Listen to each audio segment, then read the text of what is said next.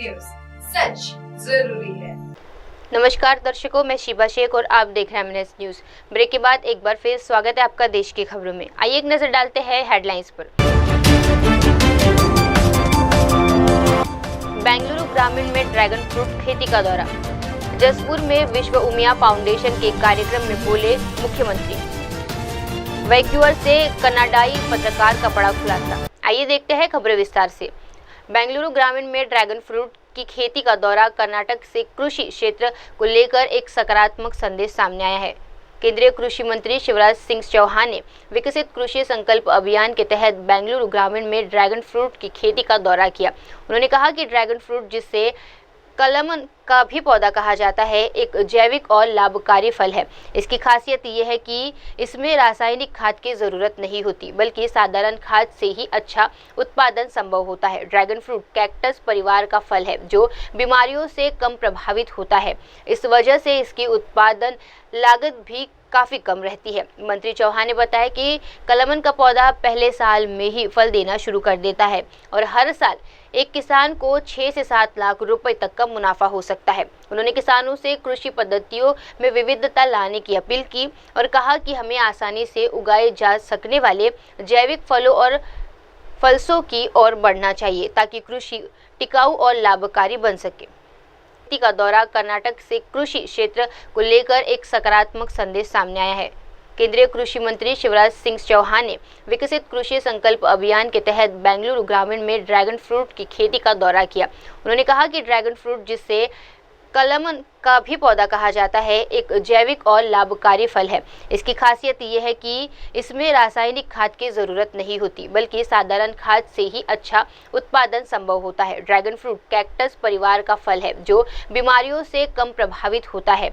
इस वजह से इसकी उत्पादन लागत भी काफ़ी कम रहती है। मंत्री चौहान ने बताया कि कलमन का पौधा पहले साल में ही फल देना शुरू कर देता है और हर साल एक किसान को 6 से 7 लाख रुपए तक का मुनाफा हो सकता है। उन्होंने किसानों से कृषि पद्धतियों में विविधता लाने की अपील की और कहा कि हमें आसानी से उगाए जा सकने वाले जैविक फलों और फलसों की ओर बढ़ना चाहिए ताकि कृषि टिकाऊ और लाभकारी बन सके।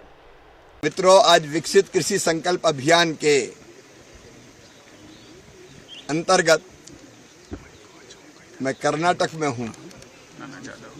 बेंगलोर ग्रामीण जिले में अभी मैं आया हूँ। मुनिराज जी के खेत में खड़ा हूँ और यहाँ आप देख रहे हैं कि ड्रैगन फ्रूट की खेती मुनिराज और उनका परिवार करता है। और मैं ये बताना चाहता हूँ कि कैक्टस फैमिली में आता है ड्रैगन फ्रूट।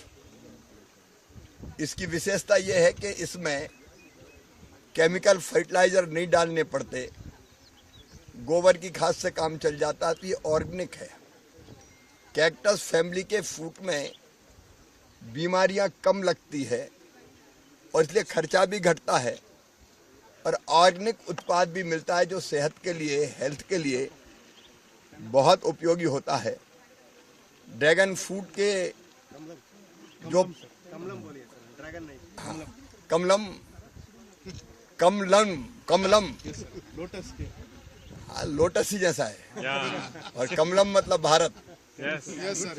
भारत का रहने वाला हूँ, भारत की बात सुनाता हूँ। तो ये कमलम की खेती मुनिराज जी करते हैं और इसमें पहले साल ही फल आ जाते हैं। पहले साल 2 से 3 लाख रुपए फल बेच के निकलते हैं, लेकिन खर्चा थोड़ा ज़्यादा होता है, 6-7 लाख तक। लेकिन दूसरे साल में फिर हम 8-10 लाख रुपए तक इसकी बिक्री कर सकते हैं और पैसा बचना शुरू होता है। लेकिन तीसरे साल जैसे ही ये पूरी क्षमता से उत्पादन देता है कमलम, तो हर साल 6 से लेकर 7 लाख रुपए कम से कम बचाए जा सकते हैं। तो किसान भाइयों, प्रधानमंत्री जी ने कहा विकसित भारत बनाना है 2047 तक। विकसित भारत के लिए विकसित कृषि और समृद्ध किसान चाहिए, और विकसित खेती के अंतर्गत ही हमको कृषि का विविधीकरण करके ऐसी कमलम जैसी फसलों की तरफ आना पड़ेगा। उगाना भी आसान है, हम किसानों को एजुकेट भी करेंगे। इससे 3 फायदे हैं। एक, ऑर्गेनिक उत्पाद मिलेगा।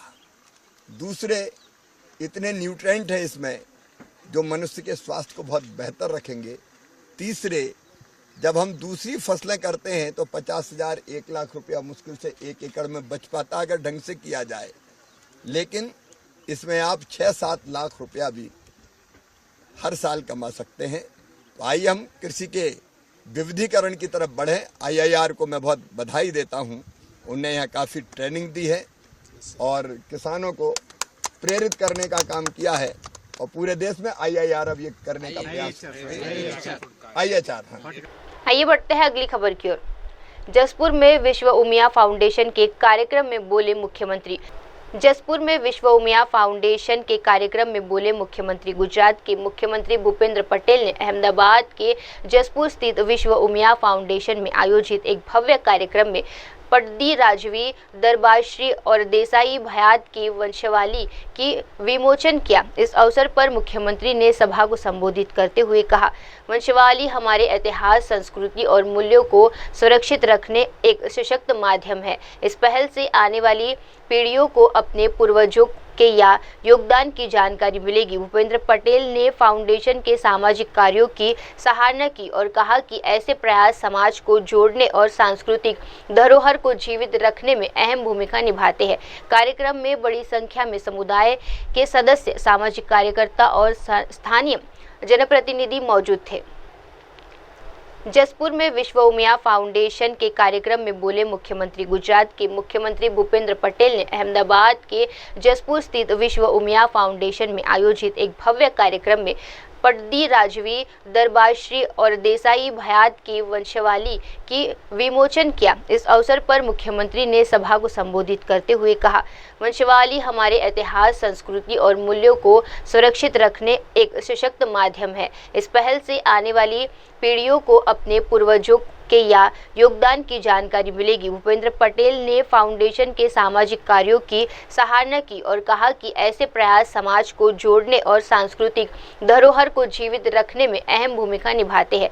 कार्यक्रम में बड़ी संख्या में समुदाय के सदस्य, सामाजिक कार्यकर्ता और स्थानीय जनप्रतिनिधि मौजूद थे। विकास, सौनो विश्वास અને સૌનો પ્રયાસ। આજે ગુજરાતમાં પણ જ્યારે પહેલું આંદોલન થયું ત્યારે અસહકાર આંદોલનથી થયું। આજે માન્ય વડાપ્રધાન શ્રી અમિતભાઈ સહકાર આંદોલન ચલાવી રહ્યા છે। સહકારથી સિદ્ધિ, એટલે સહકારથી જ આગળ વધાય એવું છે, સહકારથી જ આગળ જવાય એવું છે। પાટડી અને પાટડી દરબાર અને એનો સ્વભાવ, એ સ્વભાવ મારાથી અજાણ કેમ નથી? તો કે ભાઈ મારો એક મિત્ર હરેશ દેસાઈ, ભાભી અહીંયા બેઠા છે, મમ્મી પણ બેઠા છે। હરેશ દેસાઈ મારો મિત્ર વર્ષોથી, લગભગ અમે 50 વર્ષ આજુબાજુ અમારી મિત્રતાને થયા હશે, 40 વર્ષની આજુબાજુ। એ તમે સ્વભાવની હું વાત કરવા જઈ રહ્યો છું કે ભાઈ કોઈ પણ પરિસ્થિતિમાં ક્યાંય પણ એક નાની પણ પીછેહટ નહીં કોઈ દિવસ। કોઈ પણ પરિસ્થિતિ આવે, મુશ્કેલી આવે તો મુશ્કેલીમાં પણ લડવાની તૈયારી। આ સ્વભાવ મને લાગે છે ત્યાં સુધી બધાય પાટડીનો હશે।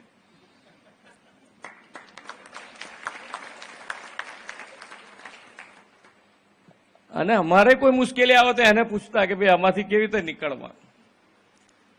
એટલે એને આજે અમારી વચમાં નથી, એનું 100% દુઃખ છે અમારા માટે। પણ હું જ્યારે બેઠો વડાપ્રધાન અહીંયા આગળ CM તરીકે, ત્યારે એની તબિયત વધારે ખરાબ હતી। તો હું એને મળવા ગયો હતો, તો પણ એણે મારા માટે પણ કે આપણે CM થયા પછી કેવી રીતે કામ કરવું, કયા કયા મુદ્દા ઉપર કામ કરવું, એ એની પાસે તૈયાર હતું। મને કે તું ફરી બીજી વખત આવીશ ને તારે હું તને મળીશ। પણ બીજી વખત મળવાનો સંજોગ ના ભેગો થયો, ये हमारे बेन आइए बढ़ते हैं अगली खबर की ओर। वैंकूवर से कनाडाई पत्रकार का बड़ा खुलासा। कनाडा के वैंकूवर में एक चौंकाने वाली प्रतिक्रिया सामने आई है। कनाडाई खोजी पत्रकार मोर्चा ने खालिस्तानी गतिविधियों को लेकर गंभीर चिंता जताई है। उन्होंने खुलासा किया कि कुछ खालिस्तानी तत्व इंदिरा गांधी के हत्यारों का महामंडन कर रहे हैं और यहाँ तक कहा है कि वे उनके वंशज हैं। मोर्चा ने बताया कि ये लोग अभिव्यक्ति की स्वतंत्रता के नाम पर ऐसी बातें कर रहे हैं जैसे वे हिंसा को सही ठहराना चाहते हैं। वे खुल तौर पर कह रहे हैं कि G7 में वे प्रधानमंत्री नरेंद्र मोदी की राजनीति पर घात लगाएंगे। उन्होंने ये भी कहा कि जब उन्हें इन लोगों से सीधे पूछा कि क्यों वे मोदी जी की राजनीति को उसी तरह खत्म करना चाहते हैं जैसे कि इंदिरा गांधी की गई थी, तो कोई स्पष्ट इनकार नहीं मिला। वैंकूवर से कनाडाई पत्रकार का बड़ा खुलासा। कनाडा के वैंकूवर में एक चौंकाने वाली प्रतिक्रिया सामने आई है। कनाडाई खोजी पत्रकार मोर्चा ने खालिस्तानी गतिविधियों को लेकर गंभीर चिंता जताई है। उन्होंने खुलासा किया कि कुछ खालिस्तानी तत्व इंदिरा गांधी के हत्यारों का महामंडन कर रहे हैं और यहाँ तक कहा है कि वे उनके वंशज हैं। मोर्चा ने बताया कि ये लोग अभिव्यक्ति की स्वतंत्रता के नाम पर ऐसी बातें कर रहे हैं जैसे वे हिंसा को सही ठहराना चाहते हैं। वे खुल तौर पर कह रहे हैं कि G7 में वे प्रधानमंत्री नरेंद्र मोदी की राजनीति पर घात लगाएंगे। उन्होंने ये भी कहा कि जब उन्हें इन लोगों से सीधे पूछा कि क्यों वे मोदी जी की राजनीति को उसी तरह खत्म करना चाहते हैं जैसे कि इंदिरा गांधी की गई थी, तो कोई स्पष्ट इनकार नहीं मिला। Headed by Sikhs for Justice. They are the ones organizing, and it's usually, most of the time, it's the same people attending these protests, whether it be in Ontario, British Columbia, US, UK, New Zealand. They traveled all together to New Zealand, and then they mobilize people to come from local gurdwaras and to create a little bit of a crowd. But that's the ground. They do the groundwork basically. But there are bigger political organizations like the World Sikh Organization, which is based in Canada, and they have a troubled history, and they do the political cover in Canada.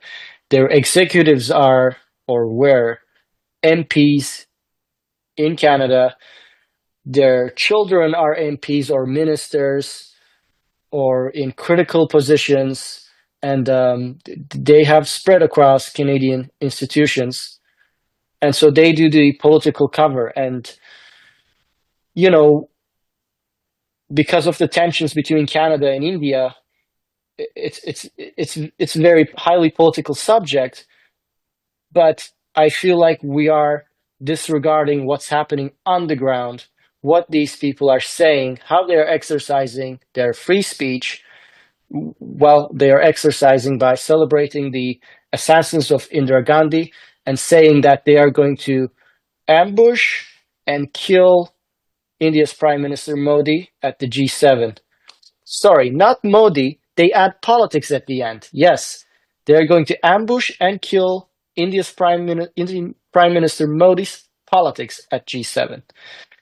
And I asked them, how are you going to do that? Are you going to kill his politics the same way you killed Indira Gandhi's politics? Because the assassins, they refer to them as their forefathers. They say we are the descendants of the killers of Indira Gandhi, of the suicide bomber that killed Punjab's chief minister. And they are glorifying these acts of violence. I have covered with my camera all of these events. But there's a reluctance on part of Canadian politicians to criticize or speak out against or distance themselves from such groups. For example, we have the Conservative leader, Pierre Poilievre, and the NDP, even the Liberal MPs, attending an event recently, a Nagar Kirtan in Surrey, BC, just last month, where they shared the stage with Santokh Singh Kela. This event was a big event, lots of Khalistan influence And in that event, they had Santokh Sinkela, the formerly convicted Sikh Canadian who conspired to blow up an airplane departing from JFK, Air India Flight 112.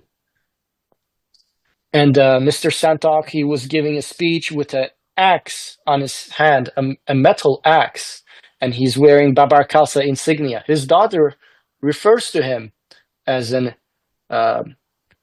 Jatata of Babar Khalsa, although he does not give a straight answer. When I challenged him, I did interview him, and he was sentenced to life in prison by a Canadian court. But 6 years later, he was let go, and he was declared innocent. But if, as a citizen, I expect my representatives to distance themselves from extremists, from people with troubled history, from people giving fiery speeches on a stage, wearing a banned terrorist organization's insignia, Babar Khalsa. And it appears that because of the lack of media coverage or lack of awareness on part of Canadian population, these politicians are getting away with their participation at these events.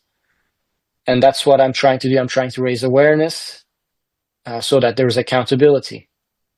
Otherwise, what I've been through today, it's going to become the norm.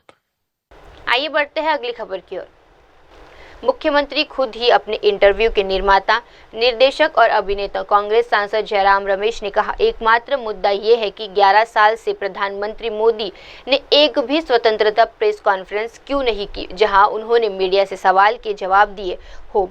2024 के लोकसभा चुनाव के दौरान उन्होंने बड़ी संख्या में साक्षात्कार किए, लेकिन निर्माता, निर्देशक, संगीत निर्देशक, पटकथा, लेखक, मुख्य अभिनेता और कैमरामैन सभी प्रधानमंत्री नरेंद्र मोदी थे। ये प्रधानमंत्री विपक्ष के सवालों का जवाब नहीं देते हैं, वे संसद में जवाब नहीं देते हैं, वे सभी पार्टी की बैठकों में शामिल नहीं होते। अगर उनका मानना है कि मीडिया हमारे लोकतंत्र का एक महत्वपूर्ण साधन है, तो वे स्वतंत्रता साक्षात्कार क्यों नहीं लेते। निर्देशक और अभिनेता कांग्रेस सांसद जयराम रमेश ने कहा, एकमात्र मुद्दा ये है कि 11 साल से प्रधानमंत्री मोदी ने एक भी स्वतंत्रता प्रेस कॉन्फ्रेंस क्यों नहीं की जहां उन्होंने मीडिया से सवाल के जवाब दिए हो।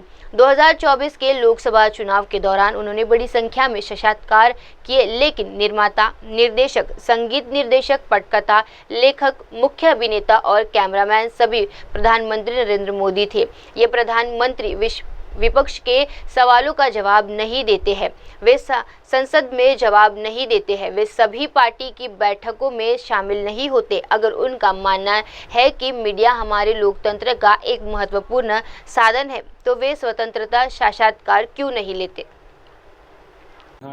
Prime Minister is tweeting about the 11 years of Nari Shakti, and other so do the other ministers. They are just counting out the things which have been done in the Modi government over the last decade, and this is the 11 year has been completed for the Modi government in our country. How do you see this? So the only issue is why for 11 years Prime Minister Modi has not held a press conference, a freewheeling press conference, where he has taken questions from the media. He met them. He had large number of interviews during the 2024 Lok Sabha elections. But it was producer, director, music director, scriptwriter, main actor, only actor, cameraman was all Mr. Narendra Modi. Why? This is a fundamental tenet of a democracy. Prime Minister or a president talks to the media, takes questions from the media. This Prime Minister does not answer questions of the opposition. He does not give answers in Parliament. He does not attend all party meetings. President Trump is making claims after claims, 12 claims in 20 days. Prime Minister is quiet. Chief of Defence Staff has made important revelations. In Singapore, Prime Minister has not said anything. Prime Minister does not come to all party meetings. Where is accountability? And if he believes that the media is an important instrument of our democracy, which it is, then why doesn't he take questions? Freewheeling interview. No getting questions beforehand, giving answers, and then appearing on camera, which is what he does. So have a freewheeling interview. You've been there for 11 years. There is no country in the world where a prime minister, an elected prime minister or a president does not face the media and take questions from the media. Each and every predecessor of Mr. Narendra Modi has had media interaction. So we have Bharat Mandapam, we have Vigyan Bhavan. Take whatever venue you want, have a press conference. Take questions from the media. Spontaneous questions. Let the media ask questions fearlessly and you answer whatever you have to answer. That is the real question. That is when accountability will be seen to be enforced. Prime Minister ignores Parliament. Whenever we ask questions in Parliament, he will say Jawaharlal Nehru is responsible. Any achievement, Narendra Modi. Any question we ask, Jawaharlal Nehru. Distorts history completely in a mischievous manner. Distorts facts. And he does not respond in Parliament. He gives election speeches in Parliament. Every speech, he speaks once a year in Parliament during the motion of thanks. That's all he speaks. Once a year. And all he does is give an election speech. His target is Mr. Nehru. His target is the Congress party, not the questions of today. Not questions on the economy. Not questions on foreign policy, not questions on neighborhood policy, not questions on China. He gives a clean chit to China on 19th of June 2020. Why did he give a clean chit? We are continuing to ask this question. We want a special session of Parliament. Okay, he has announced no special session. The session will start on the 21st. Will they allow a discussion on security challenges, internal security challenges, external security challenges? The Pahalgam terrorists have still been not brought to justice. CDS has made important revelations. China is deeply embedded in the Pakistan Air Force. We now face new challenges. How do we build a collective resolve and a collective will? That's the Prime Minister's responsibility.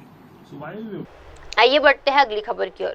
2014 में पहली बार किसान बने, सरकार की प्राथमिकता, CM योगी बोले। उत्तर प्रदेश के औरैया में आयोजित किसान सम्मान समारोह में मुख्यमंत्री योगी आदित्यनाथ ने किसानों के लिए केंद्र और राज्य सरकार द्वारा किए गए कार्यों को रेखांकित किया। मुख्यमंत्री ने कहा, 2014 से पहले किसान सिर्फ भाषणों तक सीमित थे, लेकिन पीएम मोदी ने उन्हें सरकार की योजनाओं का केंद्र बनाया। मुद्दा स्वास्थ्य कार्ड योजना को लेकर पीएम मोदी ने कृषि, सिंचाई और बीमा योजना तक हर कदम किसान की समृद्धि के लिए था। उन्होंने बताया कि 12 करोड़ किसान आज प्रधानमंत्री किसान सम्मान निधि योजना का लाभ उठा रहे हैं। योगी आदित्यनाथ से 2017 में सत्ता में आने के बाद प्रदेश की स्थिति का जिक्र करते हुए कहा कि तब किसान आत्महत्या करते थे, सिंचाई की कोई सुविधा नहीं थी। हमें आते ही 46 लाख किसानों को 36,000 करोड़ का कर्ज माफ किया। साथ ही उन्होंने बताया कि राज्य सरकार ने सिंचाई क्षमता बढ़ाने के लिए प्रधानमंत्री कृषि सिंचाई योजना को प्रभावित रूप से लागू किया गया। उन्होंने डबल इंजन सरकार को किसानों के भविष्य को सुंदर और सुरक्षित बनाने वाला बताया। सीएम योगी बोले। उत्तर प्रदेश के औरैया में आयोजित किसान सम्मान समारोह में मुख्यमंत्री योगी आदित्यनाथ ने किसानों के लिए केंद्र और राज्य सरकार द्वारा किए गए कार्यों को रेखांकित किया। मुख्यमंत्री ने कहा, 2014 से पहले किसान सिर्फ भाषणों तक सीमित थे, लेकिन पीएम मोदी ने उन्हें सरकार की योजनाओं का केंद्र बनाया। मुद्दा स्वास्थ्य कार्ड योजना को लेकर पीएम मोदी ने कृषि, सिंचाई और बीमा योजना तक हर कदम किसान की समृद्धि के लिए था। उन्होंने बताया कि 12 करोड़ किसान आज प्रधानमंत्री किसान सम्मान निधि योजना का लाभ उठा रहे हैं। योगी आदित्यनाथ से 2017 में सत्ता में आने के बाद प्रदेश की स्थिति का जिक्र करते हुए कहा कि तब किसान आत्महत्या करते थे, सिंचाई की कोई सुविधा नहीं थी।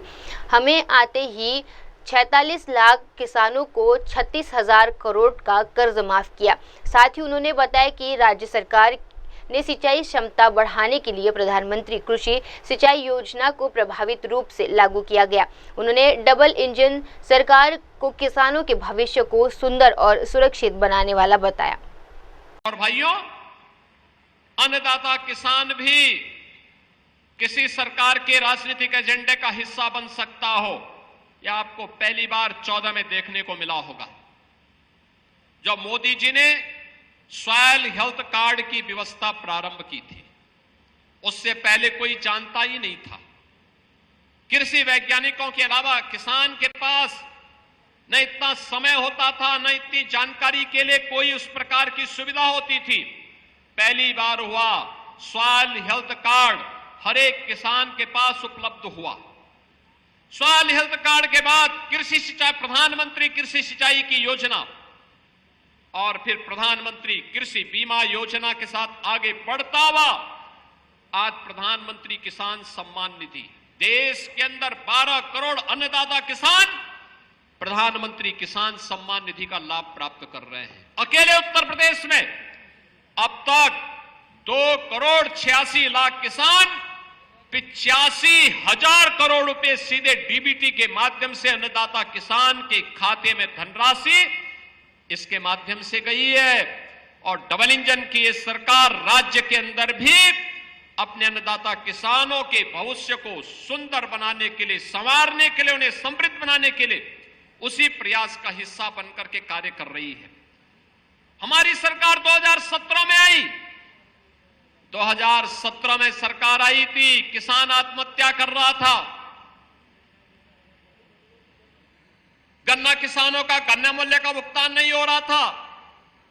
कहीं क्रय केंद्र नहीं चलते थे, न मकई केले, न तिलहन केले, न दलहन केले, न आलू केले, न धान केले, न गेहूं केले, न बाजरा केले, न ज्वार केले, कहीं भी कोई सुविधा नहीं थी।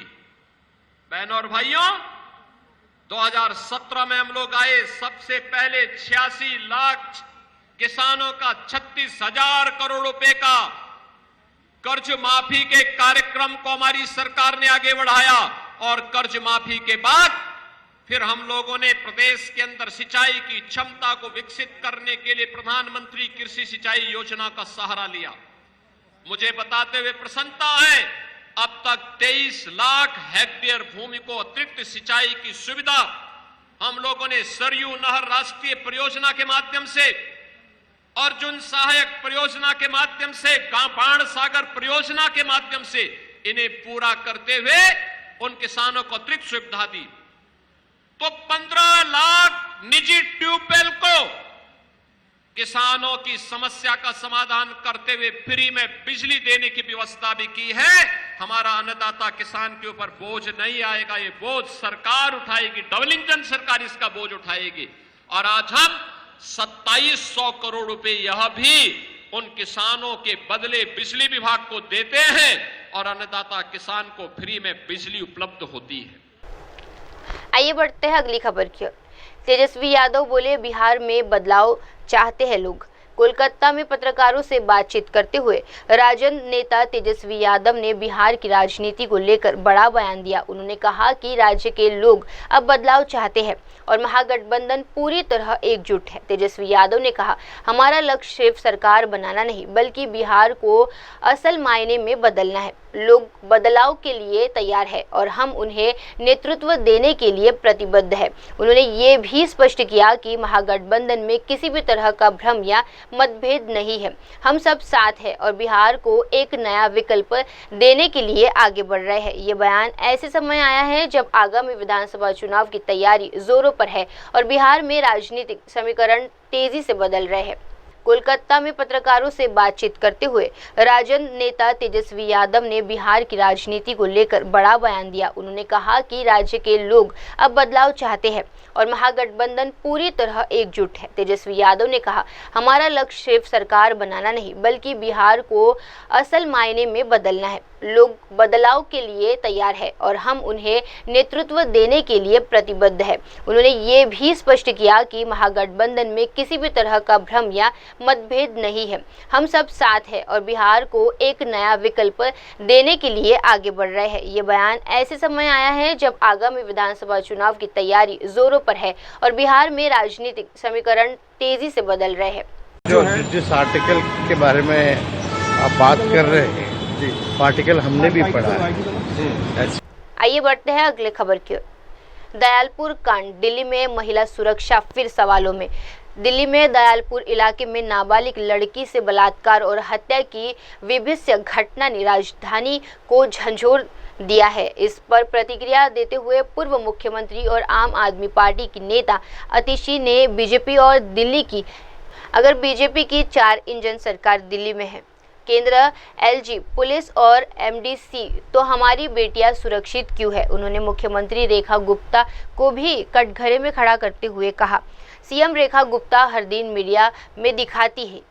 उन्होंने मुख्यमंत्री रेखा गुप्ता को भी कटघरे में खड़ा करते हुए कहा, सीएम रेखा गुप्ता हर दिन मीडिया में दिखती थी, अब जब ये दिल दहला देने वाली घटना हुई है वे कहीं नजर नहीं आ रही है। पूर्व सीएम ने पुलिस से मांग की कि जल्द से जल्द सख्त कार्रवाई हो और दोषियों को बख्शा न जाए। इस घटना के बाद दिल्ली में कानून व्यवस्था और महिलाओं की सुरक्षा एक बार फिर सवालों के घेरे में है। दिल्ली में दयालपुर इलाके में नाबालिग लड़की से बलात्कार और हत्या की विभत्स घटना ने राजधानी को झंझोर दिया है। इस पर प्रतिक्रिया देते हुए पूर्व मुख्यमंत्री और आम आदमी पार्टी की नेता आतिशी ने बीजेपी और दिल्ली की अगर बीजेपी की 4 इंजन सरकार दिल्ली में है, केंद्र, एलजी, पुलिस और एमडीसी, तो हमारी बेटियां सुरक्षित क्यों है। उन्होंने मुख्यमंत्री रेखा गुप्ता को भी कटघरे में खड़ा करते हुए कहा, सीएम रेखा गुप्ता हर दिन मीडिया में दिखाती है। उन्होंने मुख्यमंत्री रेखा गुप्ता को भी कटघरे में खड़ा करते हुए कहा, सीएम रेखा गुप्ता हर दिन मीडिया में दिखती थी, अब जब ये दिल दहला देने वाली घटना हुई है वे कहीं नजर नहीं आ रही है। पूर्व सीएम ने पुलिस से मांग की कि जल्द से जल्द सख्त कार्रवाई हो और दोषियों को बख्शा न जाए। इस घटना के बाद दिल्ली में कानून व्यवस्था और महिलाओं की सुरक्षा एक बार फिर सवालों के घेरे में है। दिल्ली देश की राजधानी है। यहाँ पर एक 9 साल की बच्ची के साथ दुष्कर्म होता है, दुष्कर्म के बाद हत्या कर दी जाती है। इस पूरे इंसिडेंट ने न सिर्फ दिल्ली को बल्कि पूरे देश को झकझोर दिया है, शर्मसार कर दिया है कि देश की राजधानी में ऐसा हो रहा है। आज भारतीय जनता पार्टी को जवाब देना होगा कि जब उनकी दिल्ली में 4 इंजन की सरकार है, केंद्र सरकार उनकी, पुलिस उनके, मुख्यमंत्री उनकी, एलजी साहब उनके, तो फिर वो हमारी बेटियों को सुरक्षित क्यों नहीं रख सकते हैं। ये उनकी जिम्मेदारी है। जब कोई चुनाव आता है तब अमित शाह जी हर चुनाव में प्रचार करते हुए दिखते हैं। आज एक 9 साल की बच्ची के साथ दुष्कर्म हो जाता है तो अमित शाह जी गायब हैं। रोज किसी मीडिया इवेंट में दिल्ली की मुख्यमंत्री रेखा गुप्ता जी दिखती हैं। आज एक 9 साल की हमारी बिटिया के साथ दुष्कर्म और उसकी हत्या हो जाती है तो रेखा गुप्ता जी गायब हैं। मैं भारतीय जनता पार्टी को ये कहना चाहूंगी कि अपनी जिम्मेदारी से वो भाग नहीं सकते हैं। हमारी बेटियों को सुरक्षा देना उनकी जिम्मेदारी है। ऐसे लोगों पर किस तरह कार्रवाई करनी चाहिए जो इस तरह के मासूमों को अपना शिकार बना रहे हैं? सख्त से सख्त कार्रवाई और जल्द से जल्द कार्रवाई पुलिस को और सरकार को करनी होगी और इतनी कड़ी कार्रवाई होनी चाहिए कि किसी भी व्यक्ति को ऐसी हैवानियत करने से पहले डर लगे। आज क्यों लगता है, क्यों होती है ऐसी हैवानियत? क्योंकि ऐसी हैवानियत करने वाले मुलजिमों को लगता है कि दिल्ली पुलिस पकड़ने थोड़ी वाली है, कोई कार्रवाई थोड़ी होने वाली है, कोई सालों सालों तक हम बैठे रहेंगे, कोई सजा थोड़ी होने वाली है। ये सरकार का फेलियर है जिसकी वजह से आज किसी भी व्यक्ति में हिम्मत है कि वो ऐसा दुष्कर्म कर सकता है, ऐसी हैवानियत कर सकता है। आइए बढ़ते हैं अगली खबर की ओर। इफाल में 5 युवाओं की गिरफ्तारी के बाद दहशत का माहौल। कांग्रेस विधायक ओकराम सूरज राजकुमार ने बताया कि अमरबाई टेलोरोग क्षेत्र में 5 युवाओं की गिरफ्तारी किए जाने के बाद पूरे राज्य में तनाव और दहशत का माहौल बन गया है। इसके चलते कई जगहों पर बंद और नाकाबंदी की गई है, साथ ही इंटरनेट सेवा भी बंद कर दी गई है। उन्होंने कहा, यदि सरकार किसी को गिरफ्तार करती है तो जनता के सामने इसका कारण स्पष्ट होना चाहिए ताकि अफवाहें न फैले और स्थिति नियंत्रण में रहे। विधायक ने राज्यपाल से भी अनुरोध किया कि वे इस मामले में स्थिति का जायजा लें और जवाबदेही सुनिश्चित करें। इस समय राज्य के लगभग सभी प्रमुख राजनीतिक दलों के प्रतिनिधि घटनास्थल पर मौजूद है, जो इस स्थिति की गंभीरता को दर्शाता है। इफाल में 5 युवाओं की गिरफ्तारी के बाद दहशत का माहौल। कांग्रेस विधायक ओकराम सूरज राजकुमार ने बताया कि अमरबाई टेलोरोग क्षेत्र में 5 युवाओं की गिरफ्तारी किए जाने के बाद पूरे राज्य में तनाव और दहशत का माहौल बन गया है। इसके चलते कई जगहों पर बंद और नाकाबंदी की गई है, साथ ही इंटरनेट सेवा भी बंद कर दी गई है। उन्होंने कहा, यदि सरकार किसी को गिरफ्तार करती है तो जनता के सामने इसका कारण स्पष्ट होना चाहिए ताकि अफवाहें न फैले और स्थिति नियंत्रण में रहे। विधायक ने राज्यपाल से भी अनुरोध किया कि वे इस मामले में स्थिति का जायजा लें और जवाबदेही सुनिश्चित करें। इस समय राज्य के लगभग सभी प्रमुख राजनीतिक दलों के प्रतिनिधि घटनास्थल पर मौजूद है, जो इस स्थिति की गंभीरता को दर्शाता है। Yeah, with this present scenario in Manipur, where five of our boys who belongs to Arambai Tengol has been arrested, as everyone knows, and then after that we have, like, the entire state has become in a panic mode, and then in certain locations there has been bans and blockades, the internet has been shut down, there is curfew in the, I think, in most of the districts in the valley. So what we have requested in the we have requested the Honorable Governor is that, first of all, if the government wants to arrest anyone at this point of juncture, you should clarify first that he is going to be arrested for these purposes. So what the Honorable Governor has clarified to us is that he and the advisor, the security advisor, has told us is that one person that has been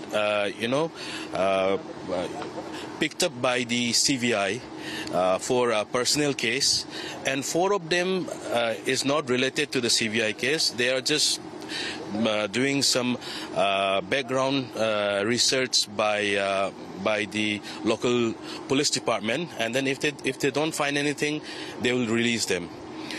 So I think at this point of juncture, whatever the reason is, whatever the problem is, I think of all our political parties, what we have suggested is that if there are going to be any arrests, I think the public needs to be clarified first. How many can you have gone I think around 22, 23 MLAs belongs to all the parties and all the different parties. That exactly, I don't have a count with me now. We have NPP also was there, I think, and some from our Naga community is also there. So I think almost all the parties have been represented there, mostly them. आइए बढ़ते हैं अगली खबर की ओर। संजय सिंह ने प्रशांत किशोर के दावों पर सवाल उठाए। बिहार में जेडीयू एमएलसी संजय सिंह ने जनसुराज के संस्थापक प्रशांत किशोर के बयान पर प्रतिक्रिया दी। उन्होंने कहा कि प्रशांत किशोर केवल एक शुद्ध व्यवसायी है और वे लोगों को राजनीतिक ढंग के लिए आते हैं।